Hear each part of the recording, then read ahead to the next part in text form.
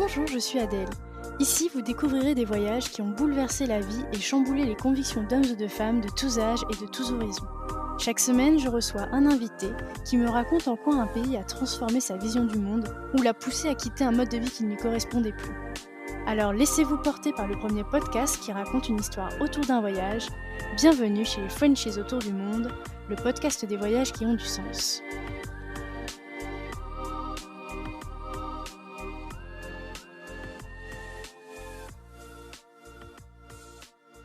Si vous voulez suivre les coulisses du podcast et être informé des dernières nouveautés, n'hésitez pas à vous abonner au compte Instagram et au compte Facebook Frenchies autour du monde. Les liens sont directement dans la description de l'épisode. Le podcast est également diffusé toutes les semaines sur la web radio Allô la planète. Je vous souhaite une belle découverte sur allolaplanète.fr. Claire a toujours été une âme voyageuse. Alors quand elle a rencontré Arthur, où ils ont eu un véritable coup de foudre, ils ont décidé de ne pas suivre le chemin tout tracé vers le CDI. Et oui, quelques mois après leur rencontre, ils décident de partir loin de leurs repères, à l'aventure. Un pari fou pour ce tout nouveau couple, de partir en se connaissant encore si peu, mais surtout à l'autre bout du monde. Ensemble, on revient sur leur année incroyable en Australie. Il y a plein de manières différentes de vivre un PVT, et eux ont choisi de ne pas se sédentariser. Ils ont donc voyagé autour de l'Australie, tout en s'arrêtant pour travailler quand ils en avaient besoin. Claire nous raconte cette année hors du commun, entre travail, voyage, découverte de l'autre dans ce couple naissant, et ce déclic de lancer leur compte Les Droneurs. Je vous souhaite une très belle écoute. Salut Claire. Salut, comment ça va? Ça va bien et toi? Oui, ça va très bien. Bienvenue dans le podcast. Merci beaucoup.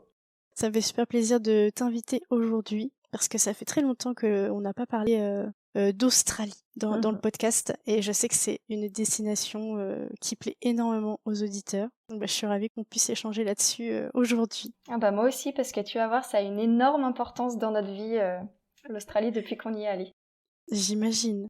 Pour commencer, j'aimerais bien que tu te présentes donc, pour les auditeurs, donner ton prénom, donc ton âge, où est-ce que tu vis, et nous dire ce que tu fais dans la vie aussi. Ok, donc moi c'est Claire, j'ai 32 ans et je vis actuellement dans le Morbihan, donc c'est Bretagne Sud, en France, après avoir pas mal baroudé.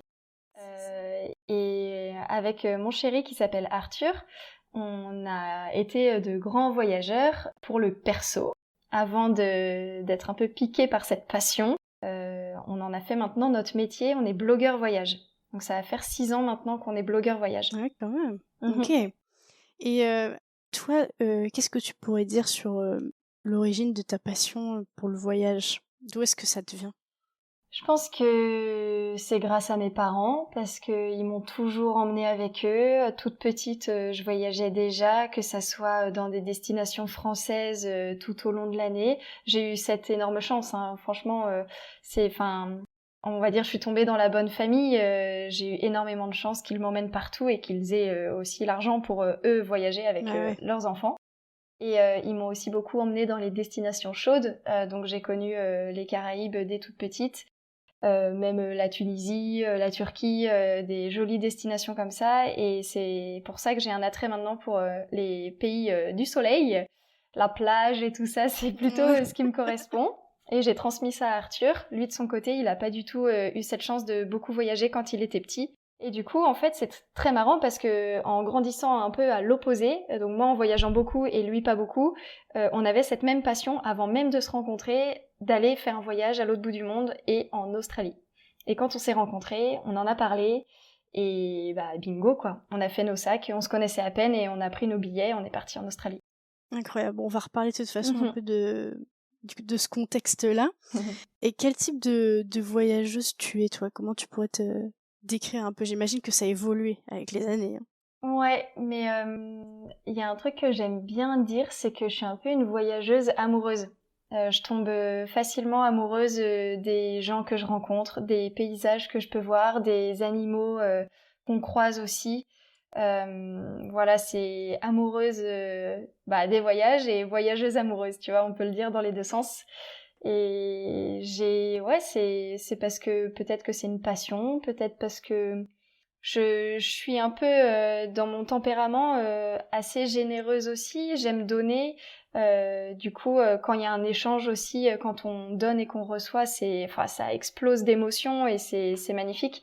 Et ça, dans le voyage, on le retrouve un peu sous toutes les formes, dans tous les sens. Et voilà. Donc, je suis une voyageuse amoureuse, je dirais ça. J'adore. Et comment est-ce que vous êtes rencontrés avec Arthur, du coup? Et quand? Arthur, ça remonte un petit peu parce qu'on vient de fêter nos 9 ans ensemble. L'année Ah, prochaine, ça fera génial. 10 ans. Donc Wow. voilà. C'était à la fin de nos études. On était en master tous les deux, moi à Paris et lui à Nantes, mais on était sur donc des campus différents, mais dans la même école. Et à la fin de notre master 2, il y avait un séminaire qui était organisé et on pouvait choisir le campus qu'on voulait pour découvrir une thématique. J'ai choisi d'aller à Nantes et Arthur a choisi de rester à Nantes. Donc en fait, on s'est croisés sur ce campus-là. Voilà, donc on était en 2014. Donc voilà, c'était la fin de nos études et puis coup de foudre, on s'est pas lâché de l'été. On a passé l'été ensemble et puis moi j'avais pour projet justement de partir en Australie. Je lui en ai parlé et voilà, il a dit bah moi j'ai trop envie de venir avec toi. J'ai pas envie que ça soit juste une amourette comme ça, tu sais, d'été et que après en septembre chacun reprend son petit chemin et non non. Là, il m'a accompagnée et donc on a acheté nos billets et puis on est parti quelques mois après pour 1 an en Australie et on a fait ce qu'on appelle un Working Holiday Visa, donc un PVT. Ah oui. C'est un visa qui permet de rester 1 an sur le territoire et de voyager et de travailler. Donc nous, ça nous allait complètement parce qu'on n'avait pas, on voulait rester longtemps en Australie. On voulait aller loin, en fait. On s'est dit, quitte à voyager, allez, on va pas la porte à côté, quoi. On va vraiment loin. Et quitte à aller loin, on y reste longtemps. Sauf qu'on pouvait pas voyager pendant 1 an. Je pense qu'on n'avait pas l'argent pour financer un voyage d'1 an. Donc on s'est dit, le PVT, c'est génial parce qu'on va pouvoir travailler là-bas sur le territoire si jamais on a besoin de renflouer les caisses. Et c'est exactement ce qu'on a fait. L'année s'est un peu divisée en deux. On a travaillé quasiment 6 mois et voyagé 6 mois. Et c'était trop, trop bien. La meilleure expérience de notre vie. Ce qui est cool avec le PVT Australie, c'est-à-dire que tu vas sur le site, tu payes ton PVT et tu as tout de suite ton PVT. Oui, il y a des pays, c'est un petit peu plus long. Et parfois, tu l'as même pas. Sur liste d'attente, le Canada, typiquement, c'est... En fait, je pense qu'ils ouvrent pas le même nombre de places. Et il y a Non, il y a peut-être pas le des même quotas. nombre de candidats non plus. Ouais. Et Il y a à mais peu c'est vrai que près l'Australie... 14 000, 15 000 personnes qui s'inscrivent, je pense. Ils Ouais. tirent 7 000 par an, je dirais. Ouais, bon t'as la moitié de déçus, tu vois, donc et t'en as que je crois qu'ils l'ont, enfin je sais pas, hein, tu me dis si je me trompe, mais je crois qu'ils l'ont jamais, hein, et qui finalement abandonnent, Oui. parce qu'il y J'ai a vu aussi une sur les histoire groupes des d'âge. personnes qui ont pas, qui se sont inscrits pendant des années et qui n'ont jamais été tirés au sort. C'est horrible. Ouais, Ouais, et c'est puis horrible. t'as aussi l'âge au bout d'un moment qui bloque. Bah ouais. C'est compliqué. Mais après Donc faut c'est partir cool, tu sur vois, d'autres types de visas, l'Australie. mais ouais, Oui, l'Australie du après coup. c'est ça, c'est un autre parcours. Mais bon, l'Australie au moins c'est simple. On On nous avait paye dit, et c'est... ça se trouve, enfin ça va durer 2 semaines, l'attente et tout, ça va être long, soyez patients. Je te jure, je crois en quelques minutes, on a eu la réponse positive tous les deux et on était trop contents du Ah, c'est génial. coup. Mais c'est vrai qu'en fait, lui, Arthur, il se lance un peu dans le vide, entre guillemets, parce que finalement, il a jamais fait de grands voyages, on va Mhm. dire. Et toi, bon, c'est tout l'inverse. Mhm. J'avais jamais fait de grands voyages comme ça, hein, faut se le Oui, dire. oui, Hein, oui. c'était quand même l'aventure. Hein, et j'étais Oui, très c'est ça. contente d'être accompagnée du coup de. Je sais pas si je l'aurais fait toute seule. Je sais pas. En y Ah repensant, ouais. Donc t'as lancé ça comme ça en disant peut-être qu'il va dire je viens et ça va me donner le courage de sauter le ouais. pas. Bah en fait, je voulais partir accompagnée quand même. Dans l'idée, c'était, Hmm. je serais pas partie toute seule. Mais là, j'étais trop contente qu'ils viennent avec moi et ouais, ça a été la meilleure décision. On s'est toujours dit, enfin, tu vois, en y repensant, c'était sûr, hein, une année comme ça de PVT à l'autre bout du monde, sans se connaître, ça passe ou ça casse. Bon bah c'est bon, Ouais, c'est c'est passé. aussi ça dont je voulais parler parce que ça c'est quand même assez intéressant, je trouve, comme dynamique. Mais est-ce que toi, dans ta tête, tu te disais oui, ce serait bien de faire ce voyage d'1 an. Est-ce que tu voyais un peu déjà l'après en mode voilà, on va dire une coupure entre mes études et après mon travail en France ou pas forcément? Ouais, j'avais imaginé l'après, même avec Arthur, hein, on avait imaginé revenir sur Paris, on avait une idée de concept à lancer en fait, on avait cette idée d'entreprendre Et voilà, on s'était dit de toute façon il nous faut l'anglais, donc on va revenir, on sera quasiment bilingue, donc c'est pour ça en Australie on a tout fait pour pas trop croiser de Français, on voulait pas aller dans les groupes, tu vois, dans les auberges de jeunesse quand on pouvait en faire, je raconterai peut-être après, mais on essayait vraiment pas trop d'aller vers les Français, et pour vraiment améliorer notre anglais, et on a vite progressé quand même, mais voilà, le but c'était quand même de rentrer après 1 an et de retourner sur Paris, là où je faisais mes études finalement. Et j'avais des idées, quoi, des grandes idées. C'était sur la culture, la danse, la musique, le théâtre, le yoga, enfin voilà, plein de choses qui m'animaient à l'époque et qui m'animent toujours d'ailleurs. Mais voilà, on voulait rentrer au bout d'1 an et en fait, ça s'est pas du tout passé comme prévu. C'est dur de rentrer après aussi, hein. Ouais. Bah nous pour le coup, on est rentrés et puis on est reparti. OK, super, ben, on va en reparler et donc qu'est-ce que vous préparez, qu'est-ce que vous organisez avant, votre, départ pour votre arrivée sur place, on va dire? Le premier truc, je crois qu'on a organisé, donc c'était déjà où est-ce qu'on allait atterrir, quoi, dans quelle ville, pourquoi celle-ci. Donc on s'est beaucoup renseigné et nous on a décidé d'atterrir à Perth parce que bah c'était pas, tu vois, c'était pas Sydney, c'était pas la grosse ville déjà qui nous effrayait un petit peu. On voulait une ville un peu plus petite et je sais pas, Perth quoi. On s'est dit pourquoi pas. Peut-être le prix des billets d'avion aussi. Peut-être que c'était aussi le moins cher que Melbourne ou tu vois. Donc on s'est dit qu'on allait aller là et qu'on allait chercher du travail direct. Il y avait ça aussi. On voulait direct sauter, tu vois, dans le grand bain et pas tout de suite voyager, mais vraiment bosser, voir comment ça se passe en Australie, apprendre de la culture australienne. Et donc ça, la ville où on allait arriver, donc les billets forcément, le plus tôt possible, c'est le moins cher possible. À moins qu'il y ait des offres de dernière minute, mais ça, on peut jamais le savoir. Donc nous, on a quand même pris nos billets en tout premier dès qu'on a eu le visa. Et ensuite, on a cherché un logement. Et on s'est dit, il faut tout de suite qu'on ait un logement dans une colocation. Donc on s'est inscrit sur plein de groupes Facebook. Et ça nous a énormément aidé, mais même pour tout le reste de notre année en Australie et tous nos autres voyages en général. Facebook, franchement, c'est une mine d'or de groupes d'entraide, de backpackers dans le monde entier. Et là, à Perth, bah, il y avait plein de groupes de Français et de pas Français. Et du coup, on est rentré dans plein de groupes, on a fait des demandes et on est tombé sur un petit couple qui quittait sa chambre dans une coloc avec il y avait une Anglaise, un Sudaf et 2 Colombiens. Donc tu vois, Ah oui, trop quand même. bien. On s'est dit bah trop bien et on C'est un beau allait être melting pot. bah ouais, on allait être les 2 petits Frenchies de la maison qui remplaçaient 2 autres Frenchies. Et voilà, donc on a fait ça. Et on a fait confiance au chef de la coloc. Non, mais pour le truc, les parents, ils en revenaient pas et on leur a pas tout dit avant de partir. Parce qu'on a quand même, je crois, envoyé l'équivalent de $600 sur PayPal Ah à ouais, un purée. inconnu pour Ça fait réserver trop notre peur. chambre. Ah bah oui. Non mais ça, Mmh. quand il nous a dit ça, on avait fait un petit entretien avec lui, tu vois, pour qu'on apprendre à se connaître. Il était bizarre, il nous posait des questions Oh là bizarres là. et il nous a demandé 600 Mmh. balles. Et on a dit oui. Et on l'a fait. Et en Et ça fait, s'est bien terminé. oui, tout s'est bien terminé et c'est la personne la plus gentille qu'on ait jamais rencontrée. Ah bah, comme quoi, Mm. hein. Ouais, donc voilà, le logement pour nous c'est important et quand on nous pose la question, bon en gros qu'est-ce qu'il y a à faire avant de partir dans un grand voyage, souvent on dit bah si vous n'êtes pas prêt tout de suite parce que vous n'êtes pas sûr de vouloir cette ville ou vous n'êtes pas sûr de vouloir travailler ou voyager, prenez une auberge de jeunesse déjà.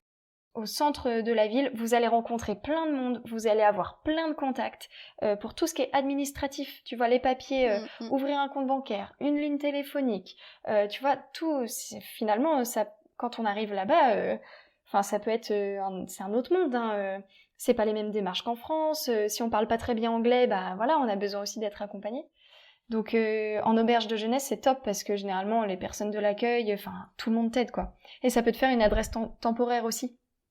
Pour Oui, ouvrir c'est un vrai. compte, il faut une adresse postale et du coup, tu peux donner souvent les adresses d'auberges de jeunesse. Donc voilà, c'est le conseil qu'on donne. Hein, si les gens sont pas prêts à aller en coloc, faites une auberge pendant 1 ou 2 semaines. Là, vous allez rencontrer plein de monde et vous allez voir après, ça va aller comme sur des roulettes quoi. Et donc après pour, après l'installation, vous commencez à chercher un travail directement? Ouais, on était hyper motivés. On s'est installé pendant une semaine, on va dire, le temps de prendre nos marques. Justement, cette fameuse personne, donc le chef de la coloc, il s'appelait Juan. Et donc, il nous a vraiment pris sous son aile et il a dit, allez, je vous fais visiter la ville. C'est lui qui nous a ouvert le compte en banque, qui nous a ouvert la ligne téléphonique. Enfin, vraiment adorable. Une aide incroyable, ouais. Ah bah, on est OK. tombé sur la pépite, je pense. Et du coup, au bout d'une semaine, même à rencontrer ses amis, à faire connaissance avec tous nos colocs et tout ça, 1 ou 2 soirées, tu vois, histoire de bien Ah s'intégrer. ouais. Bah voilà, on a cherché du boulot, donc là, on a imprimé nos CV et puis on allait faire du porte-à-porte. Moi, j'étais plutôt côté restauration et Arthur, qui a un passé de mécanicien voiture. Avant, tu vois, des études de marketing et tout, et d'être blogueur voyage, non mais comme quoi. Du coup, il est allé faire les concessions un peu lui, et parce que ça payait bien et il y avait de la demande. Et il a fini finalement chez Travelers Autobarn, qui est pas mal connu maintenant, qu'il était moins à l'époque. C'est un loueur de vannes.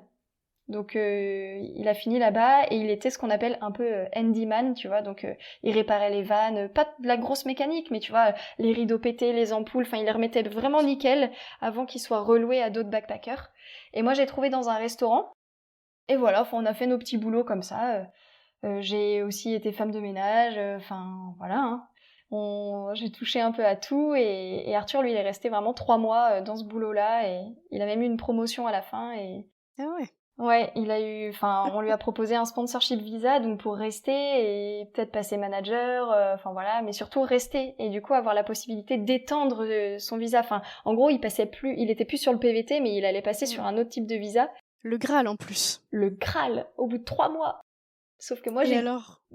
moi j'ai dit là on arrive au mois de juin, j'ai froid, je me sens pas bien, moi j'ai de moins en moins de prestations. Donc après la restauration, j'ai fait des ménages parce que bon, pour la petite histoire, c'était un restaurant français, patron français, et ils m'ont viré au bout de 3 semaines parce que ils payaient les pourboires 1 fois par mois. Et en fait, il y avait un turnover énorme dans leur truc pour pas payer les pourboires, Ah super. tu vois, aux employés. Et du coup, voilà, ils gardaient chaque personne 3 semaines. Et je me suis fait virer comme une malpropre du jour au lendemain. Ouais. Bon bah viens plus. Ah, ok, j'ai À fait une erreur. l'anglo-saxonne quoi. Et voilà, et ils étaient français et j'ai trop mal vécu le truc. Et puis après, bon, j'ai retrouvé un autre boulot, mais bon, au bout de quelques temps, j'avais super mal au dos. Je faisais des ménages de grosses villas. Et du coup, enfin, les gens les plus riches ne sont pas les plus propres. Et du coup, franchement, j'ai trimé quoi. Mais j'en avais un peu marre et j'ai dit à Arthur, bah en fait, si t'acceptes, c'est ouf ta proposition, mais si t'acceptes, ça veut dire qu'on reste là, on voyage pas. Moi, je pense que là, je vais pas supporter trop l'hiver ici. Puis j'ai pas trop de boulot. Enfin voilà, femme de ménage, c'est pas non plus mon gros kiff. Donc est-ce que ça te dit de refuser? Et puis avec l'argent qu'on a gagné, bah peut-être qu'on pourrait partir en road trip. Et il m'a dit bah oui, t'as raison. On n'est pas venu en Australie pour rester à Perth, c'est bosser, Oui, pour bosser, faire une bosser. grande carrière et Voilà. Et du c'est coup, ça, ouais. voilà. En fait, c'est ce qu'on dit. On a écrit un livre récemment là où on parle beaucoup de l'Australie et justement de tout ce qu'on a pu vivre dans nos différents voyages, mais beaucoup de l'Australie. Et le tableau des pour et des contre, c'est un truc qui revient souvent, même encore dans nos vies. Pourquoi rester, pourquoi accepter et pourquoi ne pas accepter. Et en fait, à chaque ligne, on dit bah pourquoi rester, bah trop bien sur le CV, trop bien l'argent.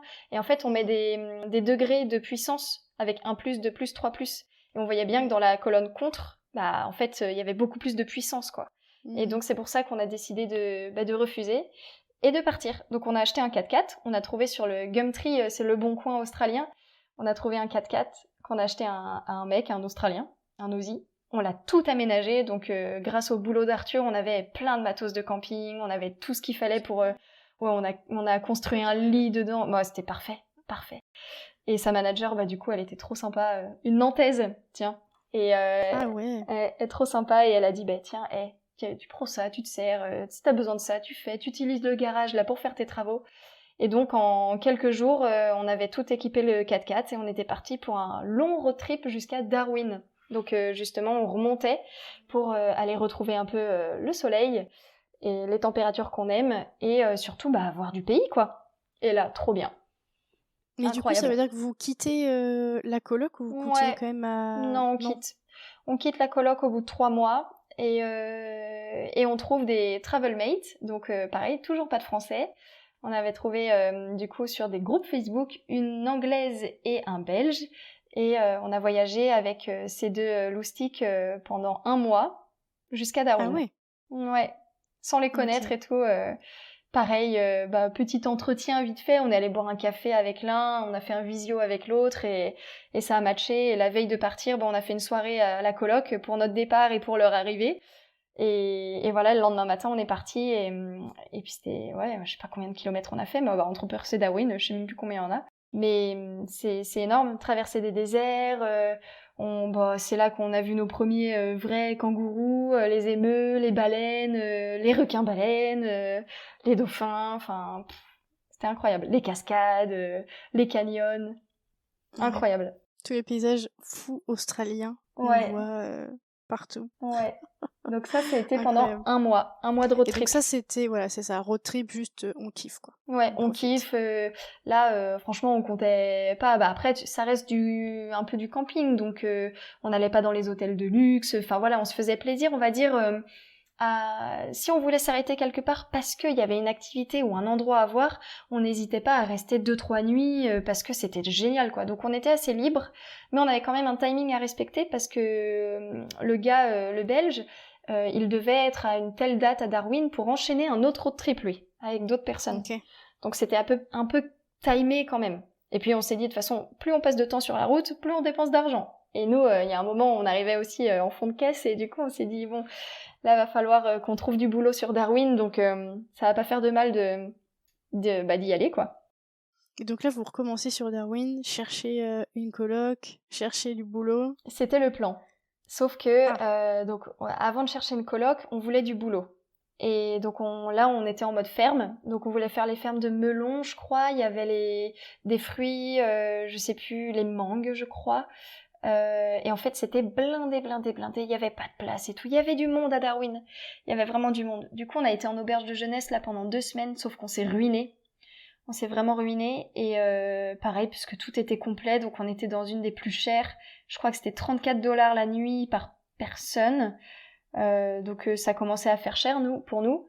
Et au bout de 2 semaines, on a dit non, c'est pas possible. En plus, on n'aimait pas l'ambiance de Darwin, on n'aimait pas la vibe de Darwin. Ça ne nous correspondait pas. Du coup, on a vendu le 4x4 et on a pris un avion pour aller à Brisbane. ah ouais, ok. Voilà. Donc changement de plan Ouais, complètement là. complet. Ouais, c'est ça. Et donc, ensuite, qu'est-ce que vous décidez? À Brisbane, on voulait trouver un boulot, donc pas dans les fermes, mais finalement c'était aussi un peu compliqué. On avait froid et on s'est dit bon, ça nous correspond pas trop la Brisbane pour l'instant, même si c'est une chouette ville. On a bien aimé ce qu'on a vécu là-bas, mais pas pour bosser. En tout cas, on trouvait pas ce qu'il nous fallait. Et c'est surtout que là, on kiffait déjà tellement l'Australie, donc ça faisait à peine 6 mois qu'on y était, que on voulait renouveler notre visa.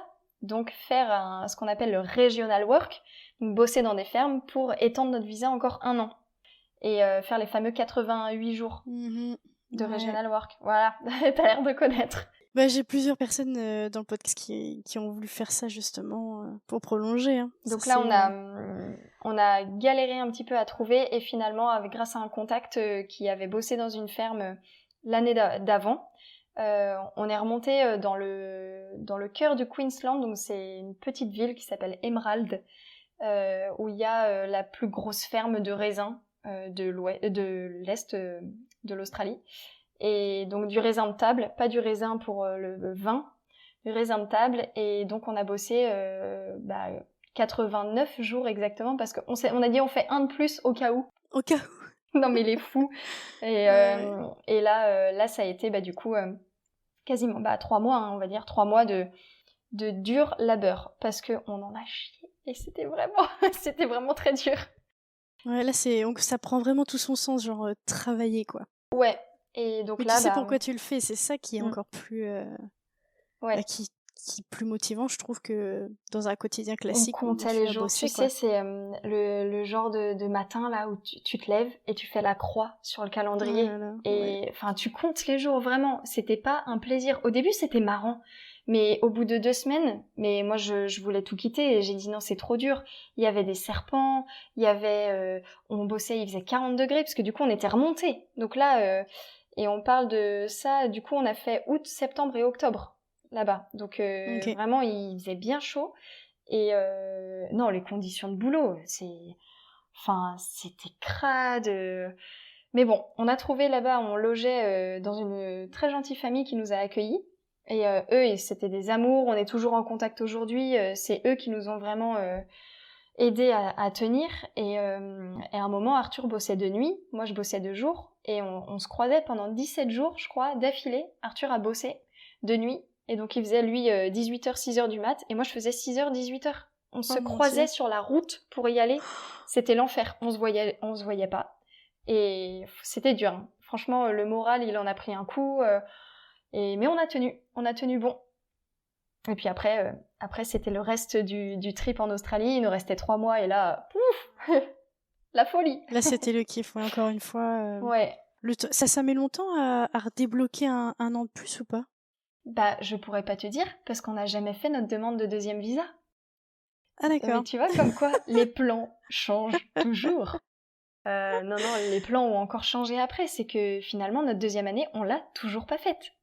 Alors que Mais est-ce que tu peux la garder dans le tiroir pour plus tard? bah, jusqu'à l'âge maximum, donc 35 ans. Ah, je savais pas ça par contre que tu pouvais l'utiliser plus tard. C'est énorme. Ouais, tu peux l'utiliser plus tard, bien sûr. T'es pas obligé de l'enchaîner, en fait. Et nous, du coup, c'était Ah, c'est l'idée, génial. après avoir kiffé 3 mois ensuite, donc on est remonté vers Cairns, et puis on a tout descendu la côte Est jusqu'à Sydney. Et là, vraiment, c'était trop bien. Croisière, on a fait les Whitsundays, on a fait la jungle, du côté de Cairns, c'est vraiment la jungle tropicale, enfin, c'est vraiment magnifique, beaucoup de cascades. Des plages de ouf, c'est là qu'on a appris à surfer, on a fait des auberges, on a fait des campings, mais des trop beaux campings, j'ai fait un saut en parachute à Mission Beach, enfin voilà, vraiment c'était les vacances du kiff, là on dépensait un peu sans compter, et voilà, on faisait la fête pendant 3 mois, c'était assez costaud. Mais on a adoré. On a adoré ces 3 mois, c'était fou. Et on a fait le Nouvel An à Sydney. Et là, Ah, pareil, waouh. plus beau Nouvel An de toute notre vie. Je pense, il y avait 14 feux d'artifice en même temps. C'était un spectacle dans le ciel, c'était incroyable. On n'a jamais vécu ça. On y était à 9h du matin, on est allé prendre l'emplacement devant le pont, et avec l'opéra, là, tu sais, le pont qui est devant l'opéra de Sydney. Et à 9h du matin, on y était. Oh la vache. Mm. La motivation. Ouais, on a attendu toute la journée jusqu'à minuit et Oh là là. c'était fou. Tu m'étonnes. Mais voilà, donc des trop beaux souvenirs qu'on a créés. On s'est fait tatouer. Enfin, tu vois, plein de premières fois à l'Australie. De toute façon, c'est un peu le pays des premières fois, je trouve. Et voilà, c'était trop dingue. Ouais, j'imagine. Mais alors, qu'est-ce que vous imaginez pour la suite? Parce que finalement, il y a les un an qui s'écoulent. Les 1 an, c'est cool. Vous pensiez retourner en France, voilà, reprendre un travail, etc. Et en fait, pas du tout. En fait, il y a eu plusieurs choses du coup qui Ouais. se sont passées. Bah, la vie est imprévisible, hein, donc Mhm. on a beau avoir plein de plans et voilà, c'est pas tout le temps comme comme ça que ça se passe. Mais bon, on sait rebondir et on suit toujours notre instinct. On est rentré en France du coup au bout d'1 an en Australie parce que Comme prévu, comme prévu. déjà. Mais donc on a fait la surprise à tout le monde de rentrer déjà. Et donc ça, on en a fait une vidéo aussi, on a filmé tout le monde, nos potes, nos familles, enfin voilà.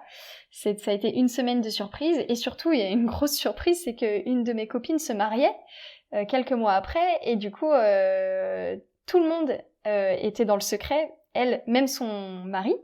Donc on s'appelait Paolo et Barbara, on était des cousins italiens du mari, tu vois, pour le plan de table, il fallait quand même gérer ce truc-là. Et en fait, on est arrivé à son mariage, donc ça c'était au mois de mai, donc on a dû garder de février à mai le secret qu'on était en France. Wow. Mais ça l'a fait parce qu'on était dans notre petite bulle avec notre famille et tout, donc voilà, on partageait à l'époque pas grand-chose sur les réseaux sociaux. Et voilà, du coup, on avait pour projet de repartir après le mariage en Australie, faire notre 2e année et faire tout ce qu'on n'avait pas fait. Voilà. Ok. Et finalement, il y a eu des petits sujets perso, moi du côté de ma famille, qui ont fait que non, on pouvait pas partir. Hein, mon grand-père est décédé, des choses comme ça. Ma maman est tombée malade. Enfin, voilà, c'est des petites choses. Tu te vois pas repartir. Tu peux pas t'éloigner à ce moment-là. Ouais. Et non, fallait qu'on soit soudés, qu'on reste. Enfin, moi, j'avais aucune envie de repartir, quoi. Pas dans ces conditions-là. Du coup, on s'est dit bon, allez, on reste. On a fait une saison d'été. On s'est dit bon, de toute façon, quitte à rester, autant bosser ici. Faut bien qu'on gagne un petit peu d'argent aussi. Donc voilà, on a fait une saison d'été. On a tenu une crêperie tous les deux avec Arthur, ce qui nous a vraiment appris à travailler ensemble. Donc on l'a pas fait pour rien, tu vois, ce truc-là. Et c'était la première fois qu'on bossait ensemble et ça s'est trop bien passé. Et on a développé un truc, tu vois, cet été-là. Et finalement, en août, clairement envie de repartir. Déjà, on se sentait plus trop à notre place. Et puis on avait envie d'évasion encore, d'aventure. Ouais, c'est ça. C'est une drogue après. Hein. Ouais, c'est une bonne drogue, je pense. Oui. Et l'envie de s'émerveiller, de rencontrer, de vivre des choses intenses. Et on s'est dit, pourquoi on n'irait pas en Nouvelle-Zélande ?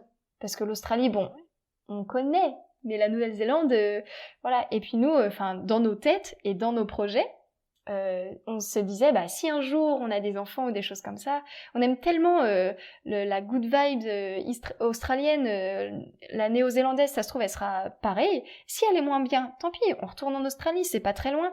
Et si un jour on a des enfants, au moins ils naîtront sur le sol australien, ils auront la double nationalité. Enfin, tu vois comment on pouvait se projeter à l'époque dans des plans qui nous allaient très bien. Et donc on s'est dit, allez, Nouvelle-Zélande, on tente un nouveau pays et on compare. Parce que on veut voir où est-ce qu'on va vivre. Pour nous, la France, on n'allait pas vivre en France. Hein. Ah c'est ça, donc finalement il y avait un changement d'idée au niveau du pays où vous alliez vivre. Ah, mais ça change tout, parce que au départ c'est juste du c'est juste du voyage. Ouais. Finalement là c'est la vie en elle-même qu'on veut délocaliser. Voilà, c'est exactement ça. Donc la Nouvelle-Zélande s'est enchaînée ensuite et on a fait 10 mois en Nouvelle-Zélande. Donc PVT aussi. PVT aussi. Très facile, pareil. Il faut juste aligner les billets et c'est bon. Oui. C'était très facile. On l'a eu en, je sais pas, quelques heures ou quelques jours. Enfin, vraiment. Et donc, nous voilà repartis en septembre, après la saison là qu'on avait fait dans la crêperie. On était repartis en Nouvelle-Zélande. Et là-bas, on a bossé 7 mois en restauration. Donc, on a vraiment bossé à fond. Beaucoup plus avant de vraiment profiter et voyager sur le territoire. Et puis, avant de voyager sur le territoire, on a fait moi j'ai fait, je pense, un espèce de burn-out, j'en pouvais plus. On avait enchaîné une saison en France, puis une saison, on va dire, en Nouvelle-Zélande, parce qu'on est arrivé avant l'été, et là, ça a carburé, on travaillait vraiment comme des oufs. Et en plus, ils nous ont envoyés dans un autre établissement, parce que c'était un groupe qui avait à l'époque 14 établissements, j'imagine qu'ils en ont encore plus maintenant. Et ça cartonnait, tu vois, c'était vraiment... on a appris tellement de choses sur le terrain. Là, ça a été une très bonne école pour la restauration. On aurait pu ouvrir un restaurant, je pense, derrière, mais finalement, non. On en a eu marre un peu de tout ça, surtout de se donner vraiment pour quelqu'un et de se lever tout le temps parce que on avait un planning et des heures à respecter, des objectifs à atteindre, parce que quelqu'un nous les donnait et que qu'on les fasse ou qu'on les fasse pas, dans tous les cas, on était payé pareil, quoi. Donc qu'on bosse comme des fous ou qu'on vienne juste à traîner la patte, tu vois, dans le resto, à bosser, ce qu'il fallait, mais sans en faire plus, on était payé pareil. Et ça nous a un peu énervé parce que, justement, avec Arthur, on est du genre à se donner à fond. Quand on fait quelque chose, on le fait pas à moitié. Et en fait, on était fatigués de voir, pareil, dans l'équipe, il y en avait qui comptaient un peu trop sur les autres, mais pourtant on était payé pareil.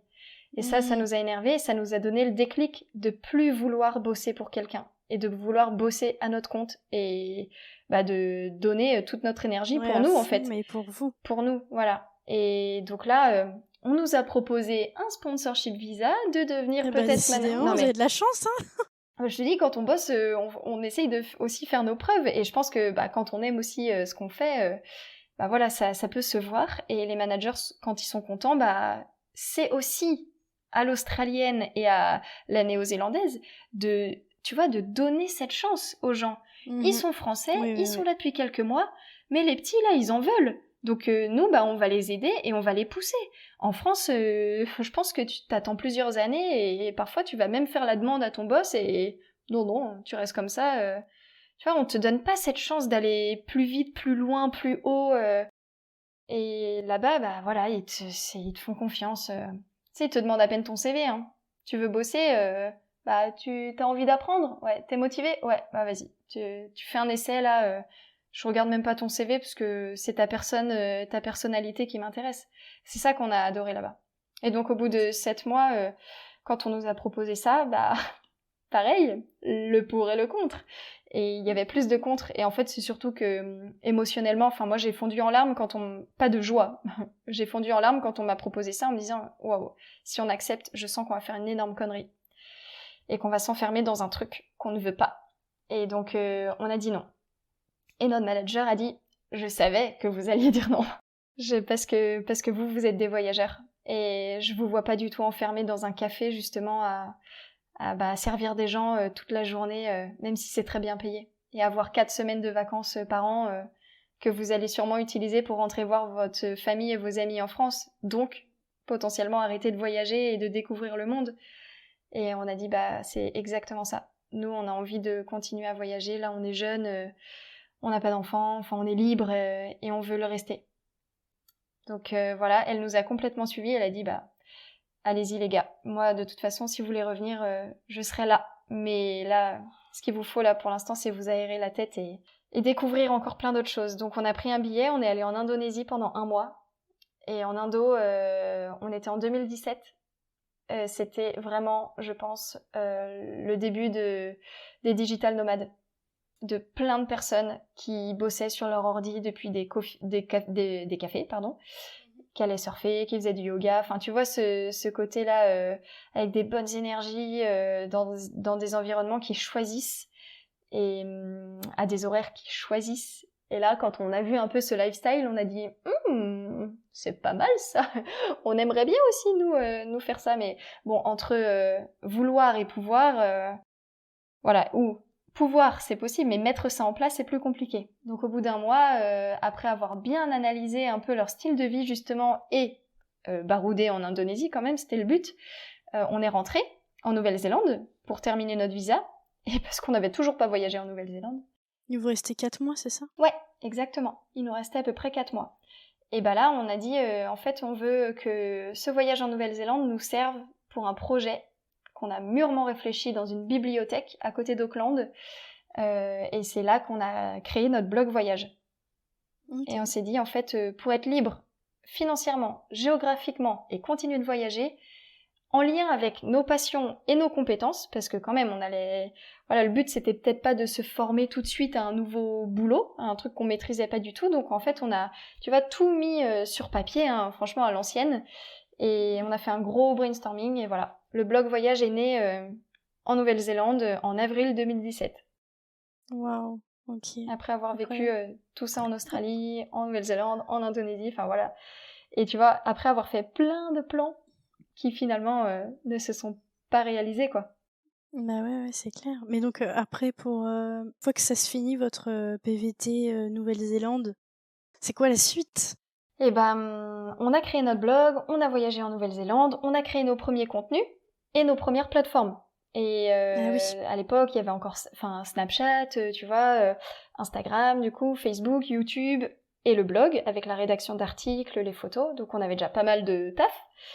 Et on s'est dit, c'est bien beau tout ça, mais on paye nos voyages, on crée du contenu. Pour l'instant, il n'y a pas beaucoup de monde qui voit nos contenus, mais surtout, on gagne pas d'argent. Donc, il va falloir qu'on trouve le moyen d'en vivre, parce que c'est bien beau d'avoir un blog voyage. Mais donc on est rentré en France, et là on s'est dit, allez, on va monétiser tout ça. Et c'est là on s'est un peu enfermé chez nous quand même pour mener à bien ce projet. Et même si, tu vois, il y a beaucoup de personnes qui disaient, mais en fait, vous êtes un peu dans le monde des bisounours, les gars. Avoir un blog voyage, c'est bien beau, mais tout le monde peut en avoir un. Parce que tu peux en créer un gratuitement et mettre tes petites photos, mais d'ici à en vivre, franchement, il y a un gouffre, quoi. Et on a dit, oui, mais nous, on y croit, ça va marcher, ça va le faire. Et donc pendant, on va dire, plusieurs mois, ouais. En tout, ça a mis 9 mois avant qu'on ait notre premier contrat en tant que blogueur voyage. Donc pendant 9 mois, en fait, on s'est cherché comment ça marche, comment ça fonctionne. On a créé d'autres contenus, donc on a voyagé dans d'autres pays et aussi en France pour avoir un espèce de portfolio. Et puis ensuite, début 2018, ça y est, on était enfin lancé, quoi. Mais bon, pour certaines personnes, 9 mois, c'est long pour monter un projet. Pour d'autres, c'est hyper rapide. Donc voilà, on a tout créé, quoi, depuis notre petit appartement à l'époque. On est revenu donc en Bretagne et puis voilà, on a lancé les Droners. Et donc, le but, c'est vraiment de vivre en France et puis de continuer les voyages finalement, pas forcément être digital nomade? Bah finalement, ouais, c'est ça, tu vois. On veut pas vivre vraiment à l'étranger, tu vois, avoir notre maison ou quoi à l'étranger, parce que on a du coup la famille est quelque chose de très important pour nous et on a besoin d'être proche de nos parents, de nos frères. On a besoin d'être proche. Nos amis aussi. On a vu que bon, on s'est fait plein d'amis pendant le voyage, mais en fait, tu vois bien que c'est éphémère, ces amitiés-là. Tu rencontres plein de monde, tu crées des souvenirs, c'est intense, mais c'est court. Et après, t'as une nouvelle vague qui arrive parce que t'as changé d'endroit, tu rencontres d'autres personnes. Et en fait, on a été fatigués de ça, de toujours recréer des nouvelles relations, recréer des nouvelles amitiés. Et en fait, ici, on a nos amis. Nos piliers, nos amis, voilà, qui le restent, qu'on parte ou qu'on soit là, voilà, c'est nos amis, on sait qu'on peut compter sur eux et c'est eux les vrais. Et du coup, c'est pour ça qu'on a besoin de cette stabilité maintenant, mais ça nous empêche pas, par exemple, de partir 3 mois à La Réunion. Tu vois, en plein hiver, souvent on aime bien faire ça, et on part 3 mois parce que grâce à notre métier, on peut travailler de n'importe où. Donc aller 3 mois au soleil en plein hiver, bah nous c'est un peu ce qui nous fait kiffer. Ouais, c'est plus cette philosophie-là, je comprends. Ouais, c'est pas habiter ailleurs, Ouais, c'est ça. c'est voyager quoi, continuer de voyager tout en faisant notre métier. C'est ça. Puis sans vous soucier de la haute, basse saison, ou je sais pas trop quoi. Voilà. Comme ça, vous pouvez partir quand vous voulez, c'est bien plus facile. Oui. Voilà, c'est un petit peu ça. Donc tu vois toutes les attentes, les envies qu'on pouvait avoir, en fait c'est des envies et des plans à un instant T. Mais on est en constante évolution, nous les humains, seuls. Alors quand t'es en couple, c'est voilà, t'imagines que ça double en fait cette évolution. On a plein d'idées, plein d'envies différentes et c'est ok en fait de changer un peu de direction tant qu'à l'instant T on se sent bien, aligné et qu'on est heureux. Complètement.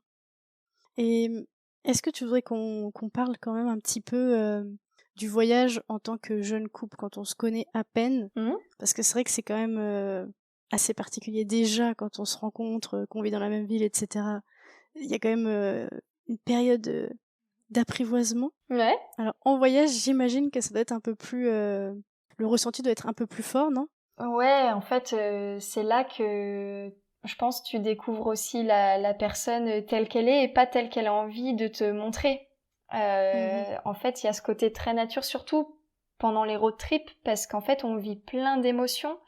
La peur, l'appréhension, le stress, mais aussi la joie immense, l'émotion de voir tel ou tel animal, tel ou tel paysage, les échanges avec les gens. Donc en fait, t'apprends peut-être encore plus à connaître la personne en profondeur. Et bah ouais, tu vois ses failles, tu vois...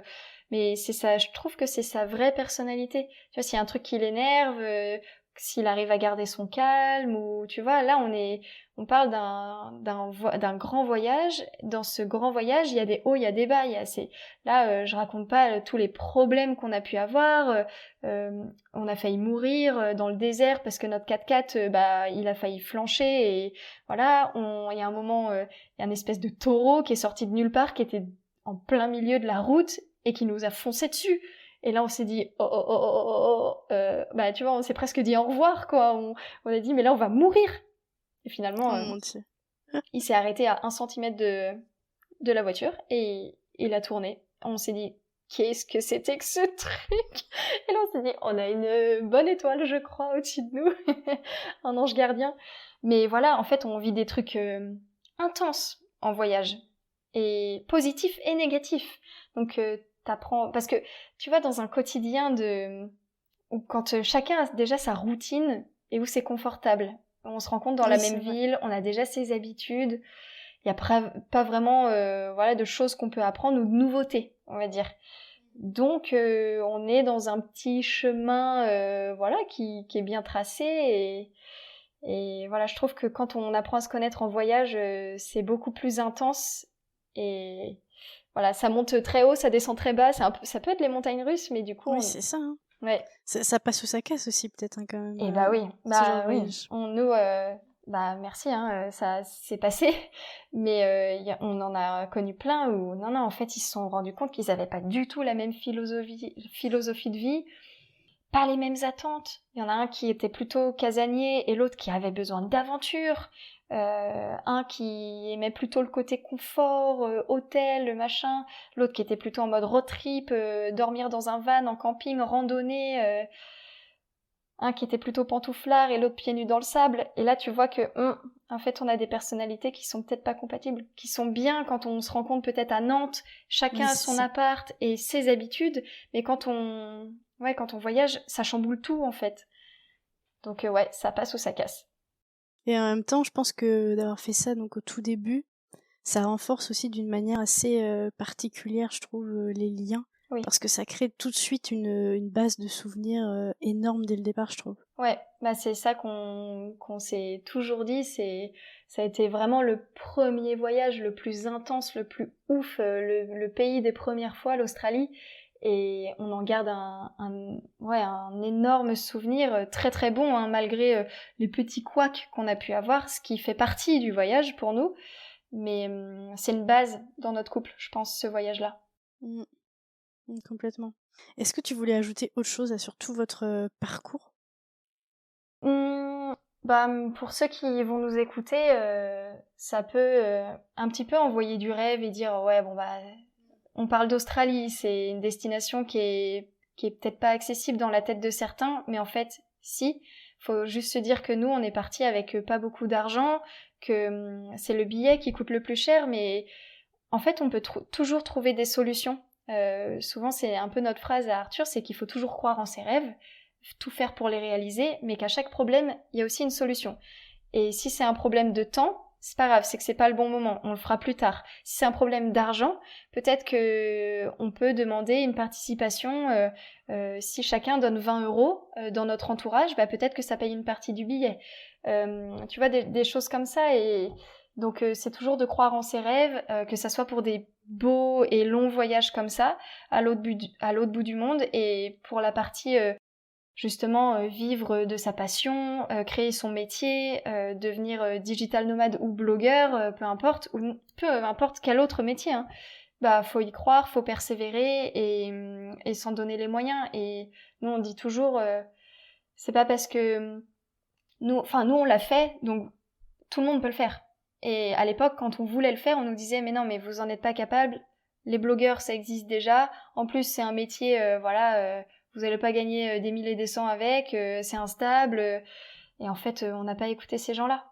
Donc, comme dans tout projet, pro ou perso, les gens qui ne vous encouragent pas, je pense qu'il faut un tout petit peu les mettre de côté. Nous, il y a des amis qu'on a perdus, et quand il s'agissait de notre famille qui nous suivait pas, ben on les a mis un peu de côté avant d'aller les retrouver, bien sûr, après, en disant bon bah c'est bon. Là, toutes vos paroles négatives, on peut enfin les écouter parce que notre projet il est lancé et on y croit et voilà et ça fonctionne. Et la plupart des gens ils disent bon bah oui, vous avez bien fait de pas nous écouter. Ah oui. Tu vois, donc c'est bien de reconnaître ses torts. C'est pas toujours le cas. Bah oui, c'est vrai. Donc voilà, toujours croire en ses rêves, pas hésiter à s'entourer mais des bonnes personnes et éloigner les personnes un peu négatives un temps ou pour toujours. Ça dépend. On peut pas être aligné à tout le monde tout au long de sa vie. Donc voilà, c'est un peu mon conseil pour ceux qui écoutent. Et ben on va arriver à la fin de cet échange. J'avais juste encore 2 dernières questions à te poser que je pose à tous les invités dans le podcast. Déjà savoir ce que le voyage ça t'apporte toi personnellement et aussi on peut en parler ce que ça apporte à ton couple, même si on a déjà un peu abordé ça juste avant. En fait, c'est un peu lié les deux parce que quand on n'est pas bien soi, on peut pas être bien dans le couple. Et moi, je sais que ce que je n'aime pas, c'est la routine. Ce que je n'aime pas, c'est les semaines et les mois qui se ressemblent. Merci les saisons de créer du changement comme ça dans nos vies. Mais moi, j'ai besoin de bouger pour casser cette routine. Aujourd'hui, on travaille quand même beaucoup depuis la maison, mais on travaille aussi sur le terrain pour différents reportages. Mais j'aime bien aussi partir en voyage perso, et ça veut pas dire à l'autre bout du monde. J'aime bien créer des petites parenthèses en fait dans notre quotidien. Une nuit, 2 nuits, pas forcément très loin, dans des établissements qu'on a repérés, chez l'habitant, et créer en fait des petits voyages dans notre quotidien, justement parce que moi ça m'anime. En plus ça développe ma créativité, donc quand je reviens après un petit séjour comme ça, je suis encore plus motivée. Et du coup, ça booste aussi le couple parce que on crée de nouveaux souvenirs, on change un petit peu d'habitude et je trouve que ça fait pas de mal, quoi. Donc le voyage, ça m'apporte que du positif, hein, dans tous les cas. Oui. Dans tous les cas. Et avec le voyage, on fait des sacrées rencontres et ça aussi, ça peut être, Oui, c'est vrai. ça peut être trop chouette pour du pro ou du perso. Voilà, faut pas non plus qu'il y ait toujours un intérêt, mais on peut faire de chouettes rencontres et créer des souvenirs aussi avec elle. Donc c'est pour ça, le voyage, ça m'anime un peu au quotidien. Et là, je suis en train de préparer notre prochaine escapade, tu vois. Ah, mais oui, c'est toujours ça, il y a toujours le projet voyage d'après. Hein. On revient pour mieux repartir. C'est ça qu'on dit. C'est ça, exactement. Et merci beaucoup pour d'avoir pris le temps d'échanger avec moi. Je t'en prie, c'était trop cool. Ouais, j'aimerais trop que tu conclues cet épisode en encourageant des personnes qui aimeraient en fait faire un PVT Australie notamment, ou Nouvelle-Zélande, ou un autre PVT on va dire, mais qui n'osent pas se lancer. Donc leur donner le petit coup de boost qui leur manque pour se lancer. La première chose, c'est de croire en votre projet, essayer de le poser sur papier, essayer de vous raconter une histoire, à quoi ça va ressembler. Et pour tout le côté technique, administratif, en fait, on trouve toutes les informations sur Internet. Et si jamais vous avez besoin d'aide, faut pas hésiter à nous contacter. Nous, sur le blog, on a plein d'articles, mais sur Instagram, en fait, on est dispo, on répond à tous les messages. Et on a des questions toutes les semaines sur ce genre de voyage. Donc faut pas hésiter à nous demander, on est là pour aider. Merci beaucoup. Je t'en prie. À bientôt. À bientôt.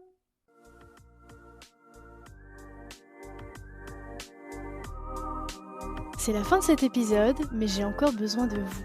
Si vous avez Apple Podcast, n'hésitez pas à laisser 5 étoiles et même à mettre un petit avis. Cela m'aide énormément à faire gagner en visibilité à ce podcast.